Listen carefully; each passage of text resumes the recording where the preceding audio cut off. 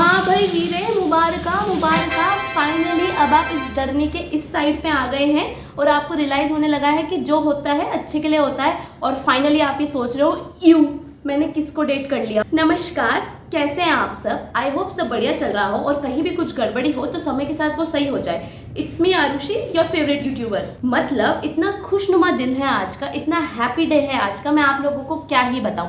Finally आप लोग heal होने लगे हो and here are some signs that you are healing after your toxic relationship. Sign number 1, you have finally developed an ick. मतलब वो लड़की और वो लड़का जो प्यार में अंधा था या अंधी थी और उसे उसका टॉक्सिक पार्टनर इतना अच्छा लगता था, इतना सुंदर लगता था, उसे ऐसे लगता था कि इससे बढ़िया इंसान तो इस दुनिया में कोई नहीं है।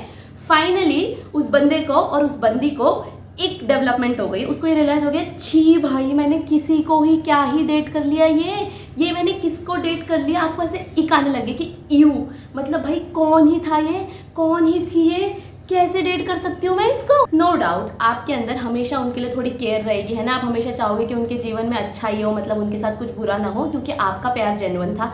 पर फाइनली आपको रियलाइज हो रहा है कि था तो वो गधा ही। मतलब आपको फाइनली आपकी आंखों से पट्टी खुली है और आपको सच सच दिखने लगा है ना। फाइनली जो आपके फ्रेंड्स, आपके फैमिली और सारी दुनिया जहाँ आपको बोलती थी कि ये बंदा इतना टॉक्सिक है, ये बंदी इतनी टॉक्सिक है, ये तेरे लिए अच्छी नहीं है, ये तेरे लिए हेल्दी नहीं है, फाइनली आप भी वो सब चीज़ें देख पा रहे हो और आपको ऐसा लग रहा है कि भाई क्या ही किसको ही डेट कर लिया मैंने। मतलब क्या ही था इस बंदे में, क्या ही था इस बंदी में। मतलब ना तो इसका नेचर अच्छा था, ऊपर से इतना टॉक्सिक था और मैं उसे डेट कर रही थी और प्यार में अंधी थी। मतलब प्यार में आप अंधे भी थे और आपको लगता था कि ये इस दुनिया का सबसे अच्छा इंसान है। पर फाइनली आपको रियलाइज़ हुआ है, आपकी आंखें खुली हैं और आप फाइनली देख पा रहे हो कि वो कितने टॉक्सिक थे, है ना। Sign number 2, you are able to feel your emotions. अगर आप एक टॉक्सिक रिलेशनशिप में थे तो बहुत ज़्यादा चांसेस है कि आपको ये सब बोला गया हो कि you are too emotional, you are too sensitive, तो हर बात पे रोने लगती है, इतनी भी क्या बड़ी बात है, ब्ला ब्ला ब्ला।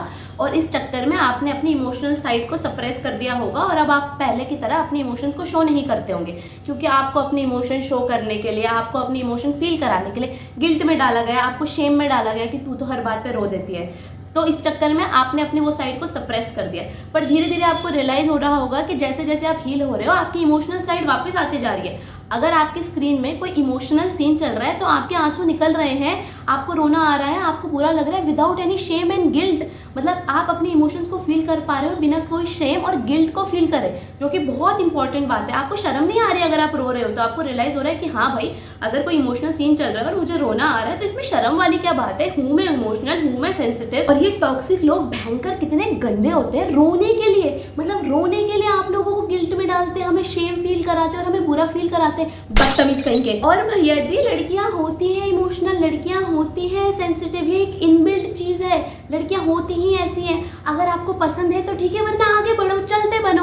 किसने आपको बोला? अगर आपको इमोशनल लड़कियां नहीं पसंद और अगर आपको नहीं पसंद कि लड़कियां इमोशनल होती है तो उनसे बात ही क्यों कर रहे हो? आगे जाओ ना। ये क्या बात हुई कि आपको पता है कि लड़कियां इमोशनल होती है, सेंसिटिव होती है, फिर आप उनकी लाइफ में आओगे और फिर आप उनको गिल्ट फील कराओगे क्योंकि तू इमोशनल है।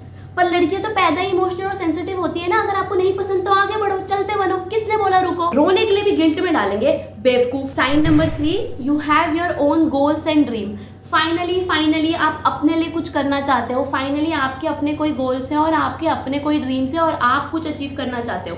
देखो, जब आप एक टॉक्सिक रिलेशनशिप में होते हो ना तो अपने ड्रीम्स, अपने गोल्स और अपने बारे में सोचने के लिए आपके पास टाइम ही नहीं होता, क्योंकि आपका सारा जीवन तो रोने धोने में निकल जाता है। आपका सारा जीवन तो सामने वाले को मनाने में, उसको अपनी लॉयल्टी प्रूव करने में और ओवरथिंक करने में निकल जाता है। आपके पास टाइम ही कहाँ रहता है कि आप ये सब सोचो।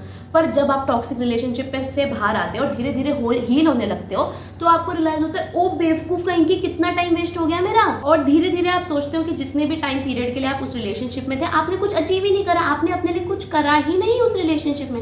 आपका बस मेन गोल ये था कि जो आपका जो टॉक्सिक पार्टनर है ना वो चुप रहे, वो आप पे चिल्लाए विल्लाए ना, वो खुश रहे, तो आप अपने लिए कुछ सोच ही नहीं पाते।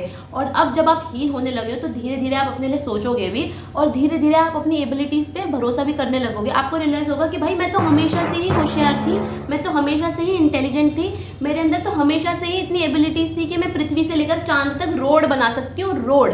पर उस टॉक्सिक रिलेशनशिप में आने के चक्कर में मैंने अपनी एबिलिटीज पे डाउट करा, मैंने अपनी क्षमता पे डाउट करा और मैं कुछ अचीव नहीं कर पाई। पर फाइनली अब आप इस रिलेशनशिप से बाहर आ चुके तो अब आप देखना धीरे धीरे आप सब कुछ अचीव कर दोगे। जैसे आप लोगों को याद है कि कैसे हनुमान जी अपनी एबिलिटीज भूल गए थे और फिर जामवन जी उनके जीवन में आए थे और उन्होंने उनको याद दिलाया था कि नहीं नहीं भाई, आप तो उड़ सकते हो, आप तो इस समुद्र को आराम से पार कर सकते हो, और फिर हनुमान जी ने वो करके दिखाया था। सेम आपके साथ भी यही हुआ है। इस टॉक्सिक रिलेशनशिप में आने के बाद आपको ऐसा लगा कि आप कुछ नहीं कर सकते, पर धीरे धीरे जब आप हील हो रहे हो तो आपको रियलाइज हो रहा है कि भाई मेरे अंदर तो बहुत ज़्यादा एबिलिटीज़ है, मैं तो बहुत ज़्यादा केपेबल हूँ, मैं तो कुछ भी अचीव कर सकती हूँ, जो कि सत्य है, आप कुछ भी कर सकते हो। Sign number 4, you find yourself more beautiful. Finally आपको रियलाइज हो गया है कि आप बहुत सुंदर हो या आप बहुत हैंडसम हो और आप बहुत अच्छे दिखते हो। देखो, जब आप एक टॉक्सिक रिलेशनशिप में होते हो ना, तो सामने वाला इंसान आपको ऐसे ही फील कराता है कि आप इस दुनिया के सबसे बदसूरत इंसान हो, जो कि ऐसा कुछ सत्य होता नहीं है। ठीक है, धीरे धीरे टाइम के साथ आपको रियलाइज होगा कि भाई मैं ठीक ही दिखती हूँ और मैं अच्छी दिखती हूँ, और ये बात सत्य है, हम सब ही अच्छे दिखते हैं। इस दुनिया में ऐसा कुछ नहीं होता कि कोई कम अच्छा दिखता है, कोई ज़्यादा अच्छा दिखता है, सब ही अच्छे दिखते हैं। पर ऐसा क्या होता है ना कि कुछ लोग इतने अंधे और इतने गधे होते हैं कि किसी के लुक्स को लेकर उनको इनसिक्योर फील कराते हैं और किसी के लुक्स पे उन्हें बुरा फील कराते हैं, पर ऐसा कुछ नहीं होता। ठीक है, सब अच्छे दिखते हैं, सब सुंदर दिखते हैं, और इस रिलेशनशिप से बाहर आने के बाद आपको ये बात रियलाइज हो गई है। और वैसे भी इस दुनिया में कोई भी इतना बदसूरत नहीं दिखता जितना हम अपने आधार कार्ड की फोटो में दिखते हैं। प्लीज़, वो तो बहुत ही एक हॉरिफिक इंसिडेंट है। और फाइनली अब आपकी आंखें खुल गई हैं और आपको ये रियलाइज हो गया कि हाँ भाई, मैं अच्छी दिखती हूँ, मतलब मैं इतनी भी बुरी नहीं दिखती जितना उस बंदे ने मुझे रियलाइज कराया था। मतलब ठीक है, चलो हम ये मान सकते हैं कि हम विश्व सुंदरी नहीं है, हम मिस वर्ल्ड, मिस यूनिवर्स, ये सब नहीं है, पर इतने भी बुरे नहीं दिखते जितना उस टॉक्सिक इंसान ने हमें फील कराया था। और धीरे धीरे आपके अंदर आपकी आपका सेल्फ कॉन्फिडेंस अपने आप धीरे धीरे डेवलप होने लगा है। And these are the signs that you are healing, and I am so happy for you, and I am so proud of you. Sign number 5, you are back to your favourites. ऐसी कौन सी चीज़ थी जो उस relationship में आने से पहले आपकी फेवरेट थी? आपका फेवरेट कलर क्या था? आपकी फेवरेट प्लेस क्या थी? आपकी हॉबीज़ क्या थी? जो उस रिलेशनशिप में आने के बाद ना अचानक से गायब हो गई। आपको अपनी फेवरेट चीज़ें पसंद नहीं आती थी अब, और अब जब आप धीरे धीरे हील होने लगे और उस रिलेशनशिप से बाहर आ गए हो, तो दोबारा से वो चीज़ आपकी फेवरेट है। फॉर एग्जाम्पल, जैसे आपका फेवरेट कलर पिंक था, ठीक है, और उस रिलेशनशिप में आने के बाद आपका फेवरेट कलर पिंक नहीं रहा, आपको पिंक से नफरत सी हो गई, और जब अब आप हील हो रहे हो तो पिंक दोबारा से आपका फेवरेट कलर है। ऐसे कैसे? ऐसा इसीलिए क्योंकि जब आप एक टॉक्सिक रिलेशनशिप में आते हो तो जो टॉक्सिक बंदा होता है ना, वो चाहता है कि आप सब चीज़ों से दूर हो जाओ। वो आपको अपने फ्रेंड्स, आपकी फैमिलीज, आपकी हॉबीज़, आपके फेवरेट चीज़ें सबसे दूर करना चाहते हैं। क्यों? ताकि आप बस उनके ही गुणगान गाओ और ताकि आप बस उनके लिए ही करो जो करो, आपकी अपनी कोई लाइफ ही ना हो, आपकी अपनी कोई पसंद ही ना हो। यही उनका एक गोल होता है। तो इसीलिए जब आप उस रिलेशनशिप में होते हो ना, तो आप कुछ करना ही नहीं चाहते, आपकी अपनी कोई चॉइसेस ही नहीं होती, आपके अपने कोई फेवरेट्स ही नहीं होते। पर धीरे धीरे जब आप हील होने लगते हो तो you are back to your favourites. ऐसा थोड़ी कि आपको पिंक कलर से कोई नफरत हो गई थी, वो तो ऐसा इसलिए हुआ था क्योंकि आप उस रिलेशनशिप में थे और उस बंदे ने आपको हर चीज़ से ही दूर करा। मतलब इमेजिन भाई, कोई बंदा आपको आपके फेवरेट कलर से दूर कर रहा है। भाई, किसी का फेवरेट कलर पिंक है या ब्लैक है या पर्पल है या नियॉन है, उससे क्या ही फर्क पड़ता है? हमारी लाइफ में हमारा फेवरेट्स तो कुछ भी हो सकता है ना। पर पता नहीं इन टॉक्सिक बंदों के पास ऐसी कौन सी चमत्कारी शक्तियां होती हैं कि ये आपको आपके फेवरेट कलर से भी दूर कर देंगे। और ऐसा कुछ भी हो सकता है, धीरे धीरे आपको अपने लाइफ में ये रियलाइज होने लगेगा कि you are back to your favourites. ऐसे कोई भी हॉबीज, आप कोई स्पोर्ट्स खेलते होंगे, आप कोई एक्टिविटी करते होंगे जो आप उस टॉक्सिक रिलेशनशिप में नहीं करते, पर अब जब आप हील हो गए आप दोबारा से वो सब चीज़ें कर रहे हैं क्योंकि you are back to your favourite. 6, you are able to make new friends. मतलब उस रिलेशनशिप में आने से पहले आपको नए नए दोस्त बनाना है, नए नए लोगों से मिलना बहुत ज़्यादा पसंद था, आपको बहुत ज़्यादा मज़ा आता था। पर उस रिलेशनशिप में आने के बाद ना आपने खुद को क्लोज कर दिया, ना आप किसी से मिलते थे, ना आपको किसी से बात करना पसंद था। और अब जब आप धीरे धीरे हील हो रहे हो तो you are back to your old self. आपको दोबारा से नए दोस्त बनाना बहुत पसंद है, आपको दोबारा स्ट्रेंजर से बात करना बहुत पसंद है, और आपको रियलाइज हो रहा है कि ये तो बहुत ईजी है, इसमें क्या ही बड़ी बात थी, मुझे इतनी दिक्कत क्यों हो रही थी। आपको इसलिए इतनी दिक्कत हो रही थी क्योंकि टॉक्सिक रिलेशनशिप में आपको बताया जाता है ना कि तू तो कैसी सी है, तुझसे तो कौन ही बात करेगा, तुझे तो ना कुछ आता है ना तुझे कुछ पता है, कौन ही तुझे पसंद करता है, वो तो मैं हूँ जो तुझसे प्यार कर रहा हूँ, वो तो मैं हूँ जो तुझसे प्यार कर रही हूँ, वरना तुझे तो कोई भी पसंद नहीं करता। तो इसी चीज़ सब बातों को आप सच मान लेते हो और आप लोगों से मिलना जुलना कम कर देते हो, बंद ही कर देते हो।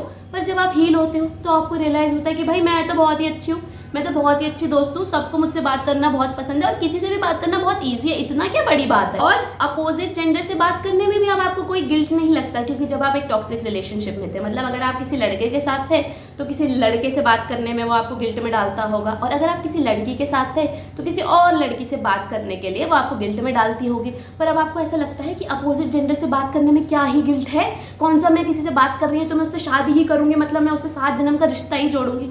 जनरल बात तो कर ही सकते कि भाई हाय हेलो गुड मॉर्निंग कैसे हो, स्मॉल टॉक्स, यही तो कर रही हूँ। कौन सा अगर मैं किसी अपोजिट जेंडर से बात कर रही हूँ तो मतलब अब तो मैं उसके साथ 7 फेरे लेके ही मानूंगी, ऐसा थोड़ी है। पर जब आप टॉक्सिक रिलेशनशिप में होते हो तो जो टॉक्सिक पार्टनर होता है वो आपको ऐसे तो गिल्ट में डालता है ना कि अच्छा मैंने आज तुझे उससे बात करते हुए देखा, अच्छा मैंने आज तुझे उसके साथ देखा, हाँ देखा तो देख ले, हूँ मैं सुंदर, फिर देख ले अच्छे से। तो अब आपको किसी से भी बात करने में कोई गिल्ट नहीं आता, आपको लगता है कि हाँ ठीक है इंसान ही तो है। Sign number 7, you are able to commit to any form of physical exercise. देखो जब आप किसी फिजिकल एक्सरसाइज के प्रति कमिट नहीं कर पाते ना, तो इसका मतलब क्या है कि यहाँ गड़बड़ चल रही है, यहाँ कोई स्ट्रेस है, आपके इमोशंस थोड़ा मेस्ड अप है। देखो एक तो ये बात होती है कि आप एक्सरसाइज करना ही नहीं चाहते, आपका मन ही नहीं है, वो एक अलग बात है। पर एक ये बात होती है कि आप बहुत एक्सरसाइज करना चाहते हो, आप चाहते हो कि आप जिम जाओ, आप चाहते हो कि आप कोई स्पोर्ट्स खेलो, कोई योगा करो या कुछ भी करो, पर आप चाहते तो हो पर आप वो कर नहीं पा रहे हो, उसके प्रति आप कमिट नहीं कर पा रहे हो। इसके पीछे का रीजन क्या है कि आप यहाँ अनहैप्पी हो, यहाँ कुछ गड़बड़ है, आपके इमोशन मेस्ड अप है। पर जैसे ही धीरे धीरे आप हील होने लगे हो तो आपको रियलाइज होगा कि किसी भी फॉर्म ऑफ फिजिकल एक्टिविटी में कमिट करने के लिए आपको कोई दिक्कत नहीं हो रही है। फिजिकल एक्टिविटी क्या, आपको रियलाइज होगा कि कोई भी ऐसी चीज़ जो आपको इंप्रूव करेगी, जो आपके सेल्फ इंप्रूवमेंट के लिए ज़रूरी है, उसके लिए कमिट करने के लिए आपको कोई दिक्कत ही नहीं हो रही, आपको कोई शर्म ही नहीं, आपको कोई गिल्ट ही नहीं। आपको रियलाइज हो रहा है कि किसी भी फॉर्म ऑफ फिजिकल एक्टिविटी या किसी भी चीज़ के लिए कमिट करना जो आपके सेल्फ इंप्रूवमेंट के लिए ज़रूरी है, ये तो ईजी पीजी लेमन स्क्वीजी है, इसमें इतनी टेंशन की बात ही क्या है। पर ये चीज़ अभी है ना आपके लिए इजी, पहले तो बहुत डिफिकल्ट था। जब आप एक टॉक्सिक रिलेशनशिप में थे तब तो अपने बेड से भी उठना आपको एक टास्क लगता था, तब तो अपने लिए एक नॉर्मल सा खाना बनाना भी आपको टास्क लगता था। और अब तो कुछ करा लो, अब तो कोई सी फिजिकल एक्टिविटी करा लो, कहीं भी ले जा लो, किसी से भी बात करा लो, सब कुछ इस लड़की को ईजी पीजी लेमन स्क्वीजी लगता है। क्यों? क्योंकि अब ये हील हो गई है। And lastly sign number 8, you have finally realised your worth. जैसे कानून की आंखों से पट्टी हटती है और उसको सब सत्य दिखने लगता है, वैसे ही आपकी आंखों से भी पट्टी हटी है और फाइनली आपको रियलाइज हुआ है कि आप कितने अच्छे इंसान हो, आप एक कितने अच्छे फ्रेंड हो, आप कितने अच्छे लवर हो। मतलब कौन नहीं चाहेगा कि आपके जैसा लवर उनकी लाइफ में हो। मतलब आप इतने लॉयल रहे, ठीक है, आपके साथ इतना कुछ गलत हो रहा था फिर भी आपने चीट नहीं किया, आप कमिटेड रहे, आपने कोई सब्सटेंस अब्यूज नहीं करा, आपने कोई कोशिश नहीं करी कि आप सामने वाले को हर्ट करो। इतनी सारी चीज़ें गलत हो रही थी फिर भी आप सब कुछ ठीक करना चाह रहे थे। तो भाई आपके जैसे लवर तो कौन नहीं चाहेगा उसके जीवन में हो। मुझे कोई ऐसे मिल जाए तो मैं तो पकड़ के उसको अपने आप को फेविक्विक से चिपका लूं कि भाई तू यहीं रह, तू कहीं जा ही मत। तो आपको रियलाइज तो हो ही गया है ना अभी तक कि आप एक अच्छे दोस्त हो, आप एक अच्छे इंसान हो, आप एक अच्छे लवर हो। और आई होप आपको ये भी रियलाइज हो गया होगा कि आपके इमोशंस, आपके प्यार ने सामने वाले टॉक्सिक बंदे को इतना अच्छा बनाया था। वो कोई ऐसा तो है नहीं कि इस दुनिया का सबसे अच्छा लड़का है या इस दुनिया की सबसे अच्छी लड़की है।